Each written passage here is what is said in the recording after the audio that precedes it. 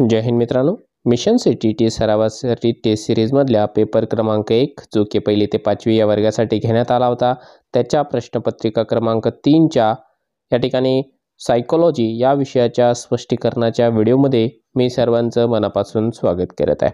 परंतु तत्पूर्वी आपण जर चॅनलला नवीन असाल तर आमचं चॅनल सबस्क्राइब करा, साईडचं जे बेल आयकॉन आहे त्याला देखील प्रेस करा, जेणेकरून सीटीटी संदर्भात आणि शिक्षक भरती संदर्भात कोणत्याही माहितीची अपडेट आपल्याकडून मिस होणार नाही। आणि मित्रांनो, आपल्याला जर काही सरावासाठी मिशन सिटीची टेस्ट सिरीज जॉईन करायची असेल तर स्क्रीनवरती आपल्याला जो नंबर दिसत आहे त्या नंबरला संपर्क करून आपण ही जी टेस्ट सिरीज आहे ती जॉईन करू शकता। यामध्ये तुम्हाला जे आहे पीडीएफच्या स्वरूपामधल्या प्रश्नपत्रिका, त्याची आन्सर की आणि प्रत्येक प्रश्नाचं व्हिडिओच्या माध्यमातून स्पष्टीकरण मिळून जाणार आहे, तेही अगदी माफक दरामध्ये। टेस्ट सिरीजसाठी स्क्रीनवर दिसत असलेल्या नंबरला संपर्क साधू शकता। चला तर मित्रांनो, सुरू करूया आजच्या स्पष्टीकरणाच्या व्हिडिओला। बघा, मानसशास्त्र या विषयाचे जे प्रश्न होते ते 61 नंबरपासून 90 नंबरच्या प्रश्नापर्यंत देण्यात आले होते। प्रश्न क्रमांक 61 है, कोई व्यक्ति प्रतिभाशाली, कोई बुद्धिमान, कोई कम बुद्धिमान एवं कोई मूर्ख होता है। ये विभिन्नता क्या कहलाती है? रुचि में विभिन्नता, शारीरिक विभिन्नता, सीखने में विभिन्नता या फिर मानसिक विभिन्नता। तो इसका जो जवाब है वो बहुत ज़्यादा आसान है, क्योंकि जिसकी मानसिकता में भिन्नता होती है तो वो लोग जो है, कोई प्रतिभाशाली होता है, कोई बुद्धिमान होता है या फिर कोई बहुत ही ज़्यादा बेवकूफ़ मूर्ख होता है। Option number D. सवाल नंबर 62, शिक्षा के विकासशील प्रतिमान के अनुसार बालक के सामाजिकीकरण का उद्देश्य क्या है? अब यहाँ पे बच्चों को व्यापक सामाजिक आदतों और अच्छे अंक प्राप्त करने के लिए शिक्षा देना। दूसरा है बालक को एक समूह का सक्रिय बनाना और सामाजिक कौशलों का विकास करना। यहाँ पर जो है ये जो जवाब है ये बिल्कुल हमें सही लग रहा है, यानी शिक्षक के विकासशील प्रतिमान के अनुसार बालक के सामाजिककरण का उद्देश्य क्या है? तो बालक को एक समूह का सक्रिय सदस्य बनाना और सामाजिक कौशलों का उसके विकास करना। सवाल नंबर 63, अधिगम का शिक्षा में क्या योगदान है? व्यवहार परिवर्तन में योगदान है, समायोजन में योगदान है, नवीन अनुभव प्राप्त करने में योगदान है या फिर इन सभी में योगदान है? तो अधिगम शिक्षा का जो योगदान है वो व्यवहार में परिवर्तन होना या फिर उसका फिर समायोजन होना या नए नए अनुभवों को जो है प्राप्त करना, ये सब कुछ सही है। तो इसलिए हम लोग बोलेंगे यहाँ पे इन सभी में। इसके बाद देखिए क्या है, सवाल नंबर 64, कक्षा शिक्षण को रुचिकर बनाने का सबसे प्रभावी तत्व क्या है? पाठ्य योजना, अध्यापक का व्यक्तित्व, शिक्षण विधि या पाठ्य सामग्री? सबसे ज़्यादा रुचिकर कौन सी चीज़ बना सकती है कक्षा शिक्षण को? तो इसमें जो है जो शिक्षण विधि है वो बहुत ज़्यादा इम्पॉर्टेंट रोल निभाती है इसको ज़्यादा रुचिकर बनाने में। सवाल नंबर 65, विकृत लिखावट से संबंधित लिखने की योग्यता में कमी किसका एक लक्ष्य है? डिस्प्रेक्सिया, डिस्कैल्कुलिया, डिसलेक्सिया या डिसग्राफिया? कौन सा है? लिखावट में प्रॉब्लम है तो वो उसको हम लोग बोलेंगे डिस्ग्राफिया। इसके बाद सवाल नंबर 66, वंचित वर्ग के विद्यार्थियों में शैक्षिक असफलता का एक बड़ा कारण क्या है?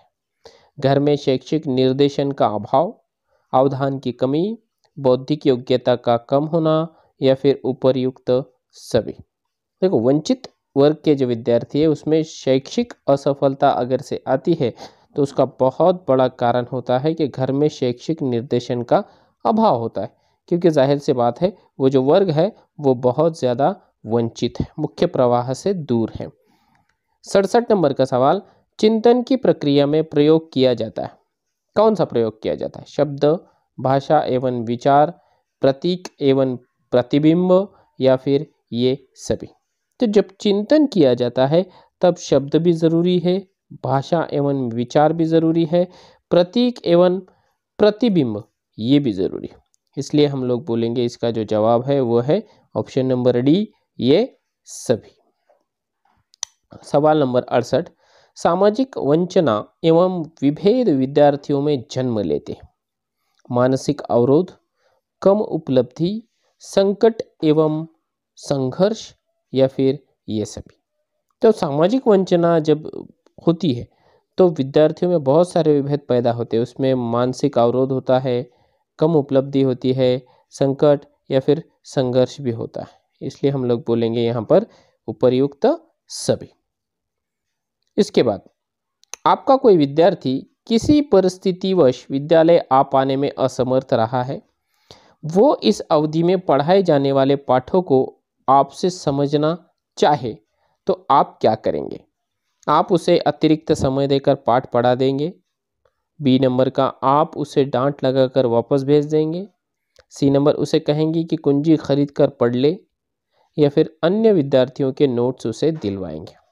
सबसे सटीक और सही जवाब क्या होगा कि आपकी जिम्मेदारी है कि वो बच्चा अगर से पढ़ना चाह रहा है तो उसको आप अतिरिक्त समय दें और उसे जो है वो उसका जो पाठ है जो मिस हो गया है वो पढ़ाए। Option number A. 70 नंबर का सवाल है, अधिगम से संबंधित व्यक्तिगत कारक क्या है? विषय वस्तु है, अध्यापक है, अभ्यास है या फिर बौद्धिक क्षमता है? तो हम लोग बोलेंगे बौद्धिक क्षमता अधिगम से संबंधित व्यक्तिगत कारक होता है। इसके बाद निम्नलिखित में से कौन सा कथन अभिक्षमता के संबंध में सत्य नहीं है? बाकी सारे सत्य है, एक इसमें जो है असत्य है। पहला, अधिक्षमता एक विशिष्ट योग्यता है, ये तो सही बात है।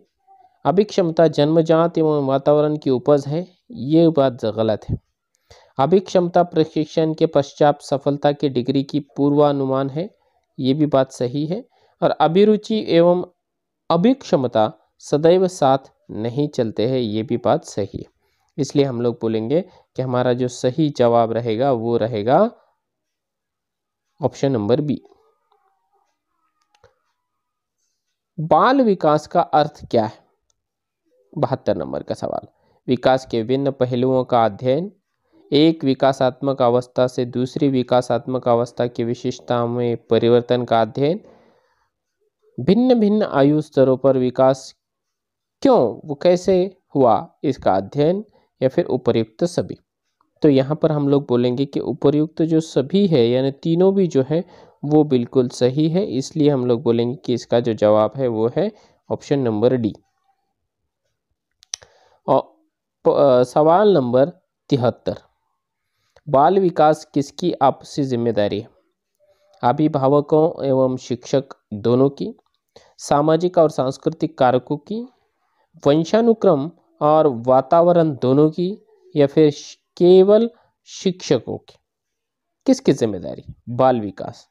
तो हम लोग बोलेंगे कि वंशानुक्रम और वातावरण ये दोनों की जिम्मेदारी है कि बालक का जो है वो विकास कराए। 74 नंबर का सवाल है, निम्नलिखित में से कौन सा चरित्र निर्माण में सहायक है? चरित्र किससे निर्माण होगा? इच्छा शक्ति, बर्ताव, नैतिकता या फिर व्यवहार? क्या रहेगा सही? तो इसमें जो है बर्ताव बहुत ज़्यादा मैटर करता है। इससे जो है आपका बर्ताव लोगों के साथ कैसा है, इसलिए उस पे डिपेंड करेगा कि आपका चरित्र किस तरीके का है, आपका कैरेक्टर कैसा है। 75 नंबर का सवाल, व्यक्तित्व की महत्वपूर्ण अवस्था है बाल्यावस्था, शैशवावस्था, प्रौढ़ावस्था या फिर यौनावस्था? व्यक्तिमत्व जहाँ पे बिल्डअप होता है दोस्तों वो अवस्था है शैशवावस्था। 76 नंबर का सवाल है, पियाजे के अनुसार पूर्व क्रियात्मक अवस्था में बच्चे अपनी सुरक्षा नहीं कर सकते, ये अयोग्यता किन कारकों के परिणाम है? अब वो कारक हमें पूछ रहा है। उपकल्पनात्मक निगमनात्मक तर्क की अयोग्यता, व्यक्तिगत कहानियाँ, विचारों की परिवर्तनहीनता या फिर उच्च स्तरीय अमूर्त चिंतन की कमी? क्या है इसका जवाब? इसका सही जवाब रहेगा ऑप्शन नंबर सी। विचारों की परिवर्तनहीनता की वजह से जो है पूर्व क्रियात्मक अवस्था में बच्चे अपनी सुरक्षा नहीं कर सकते, ऐसा जीन पियाजे बोल रहा है। 77 नंबर का सवाल है, संभवतः व्यक्ति योग्यता की विभिन्नताओं की बजाय व्यक्तित्व की विभिन्नताओं से अधिक प्रभावित होता है, ऐसा किसने कहा? मन ने, क्रो एंड क्रो ने, टॉयलर ने, या फिर इनमें से कोई नहीं, तीसरा ही कोई व्यक्ति है। ऐसा बोलने वाला व्यक्ति कौन है? तो वो है टॉयलर।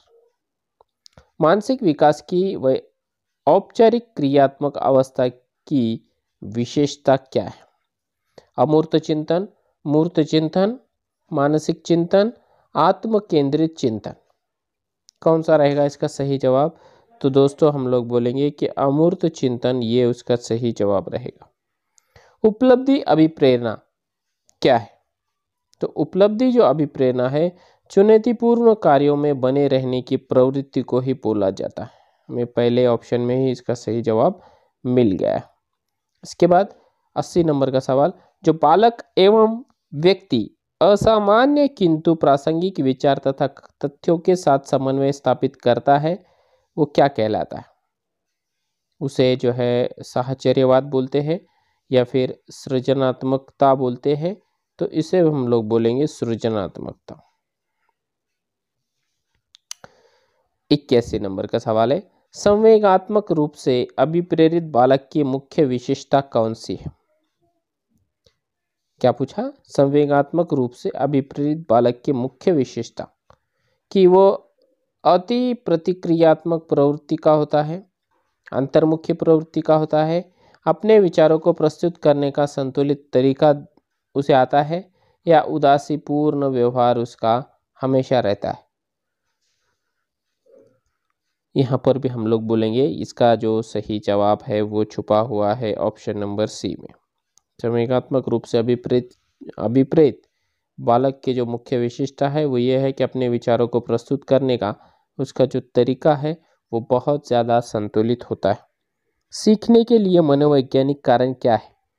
प्रेरणा एवं रुचि, अभ्यास एवं शिक्षण, शारीरिक एवं मानसिक, या फिर ये सभी। सीखने के मनोवैज्ञानिक कारक पूछा गया है, तो सीखने की जो कारक है वो है प्रेरणा एवं रुचि। जब तक हमें प्रेरणा नहीं मिलेगी तब तक हम लोग जो है कुछ भी सीखने की कोशिश नहीं करेंगे।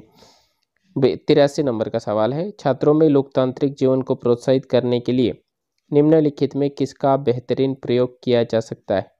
व्याख्यान विधि, सामाजिक अंत क्रिया, ब्रिजी विधि क्रिया, या फिर खोज विधि, या फिर प्रयोगात्मक विधि।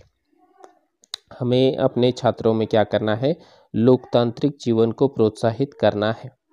तो उसमें सबसे कारगर कौन सी साबित होगी? तो जो खोज विधि है, खोज विधि, उसका उपयोग हम लोग कर सकते हैं। व्यक्तित्व कैसी अवधारणा है? सापेक्ष है, निरपेक्ष है, असापेक्ष है, या अनिरपेक्ष है? ऐसा हमें पूछा गया है 84 नंबर का सवाल। तो व्यक्तित्व जो होता है वो होता है सापेक्ष। व्यक्तित्व की जो अवधारणा है वो सापेक्ष में पाई जाती है। 85 नंबर का सवाल, व्यक्तित्व की अंतिम विशेषता क्या है? आत्मचेतना, सामाजिकता, सामंजस्य, निर्देशित लक्ष्य की प्राप्ति। क्या है व्यक्तित्व की अंतिम विशेषता? अगर से हमें पूछा जाए तो हम बोलेंगे कि निर्देशित लक्ष्य जो है उसकी प्राप्ति हुई या नहीं, इसको देखना। Option number D. इसके बाद देखेंगे हम लोग 86 नंबर का सवाल, किसने कहा है कि जन्म के समय से ही बालक का व्यक्तित्व उस समाज के द्वारा जिसमें रहता है निर्मित और परिवर्तित किया जाता है? अब ये थॉर्प ने बोला है, शमलर ने बोला है, गैरेंट ने, या फिर एलिस ने? किसने ऐसा बोला? तो ऐसा बोलने वाला व्यक्ति जो है वो था गैरेट। 1987। सिर्फ 87 नंबर का सवाल है, किशोरावस्था के संबंध में निम्नलिखित में से कौन सा कथन सबसे उचित है? किशोरावस्था के संबंध में अब देखो, संवेगात्मक परिवर्तनों की व्यापकता में बढ़ोतरी होती है, ये सही है क्या? नहीं है। अध्ययन के प्रति लापरवाह प्रवृत्ति होती है, ये भी गलत है। चिंतन मूर्त क्रियाओं में झलकना शुरू हो जाता है, तो ये वाली जो बात है ये बिल्कुल सही है, इसलिए हम लोग बोलेंगे कि ये हमारे सवाल का सही जवाब है। 88 नंबर का सवाल है, समायोजन की प्रमुख विशेषताएं क्या है? समायोजन की वैयक्तिक समायोजन, प्रतिबल, समायोजन व्यक्ति से संबंधित है, उपर्युक्त में से कोई नहीं है। क्या होगा इसमें? तो समायोजन की प्रमुख विशेषता यह है कि समायोजन व्यक्ति से संबंधित होता है। Option number C. सवाल नंबर 89, निम्नलिखित में से कौन सा मापन के रूप में अधिगम को बढ़ावा नहीं देता है? अब इसमें अगर हम लोग देखें ऑप्शन, तो विद्यार्थियों को पारंपरिक फीडबैक प्राप्त करने के लिए कहना, ये तो इससे तो बढ़ावा मिलता है। विद्यार्थियों के लिए जोखिम उठाने का सुरक्षित वातावरण तैयार करना, ये भी सही बात है। विद्यार्थियों को पढ़ाए गए विषय के बारे में विचार प्रस्तुत करने के लिए कहना, ये भी सही है। जितना संभव हो सके विद्यार्थियों की जांच करना, ये जो है वो गलत है, इसलिए हम लोग बोलेंगे कि इसका जो सही जवाब है वो क्या है? Option number D. और आखिरी सवाल हम लोग देख लेते हैं कि 90 नंबर का, व्यक्तियों में अनेक प्रकार की विभिन्नताओं को देखा जा सकता है। संवेगात्मक विभिन्नता के कारण, शारीरिक विभिन्नता के कारण, मानसिक विभिन्नता के कारण, और उपर्युक्त में से कोई भी नहीं, नन ऑफ अबव। क्या होगा इसका जवाब? तो व्यक्तित्व में अनेक प्रकार की विभिन्नताओं को देखा जा सकता है शारीरिक विभिन्नता के कारण, क्योंकि अपने शरीर की जो विभिन्नता है या बनावट है वो है ही इस तरीके की। तो दोस्तों इस तरीके से हमने जो है आज के इस लेक्चर में, आज के इस वीडियो में जो है बाल मानसशास्त्र के 30 सवालों का एक्सप्लेनेशन किया है। मुझे उम्मीद है आपको ये पसंद आया होगा। अगर पसंद आया है तो वीडियो को लाइक करो और ज़्यादा से ज़्यादा दोस्तों तक शेयर करने की भी कोशिश करो।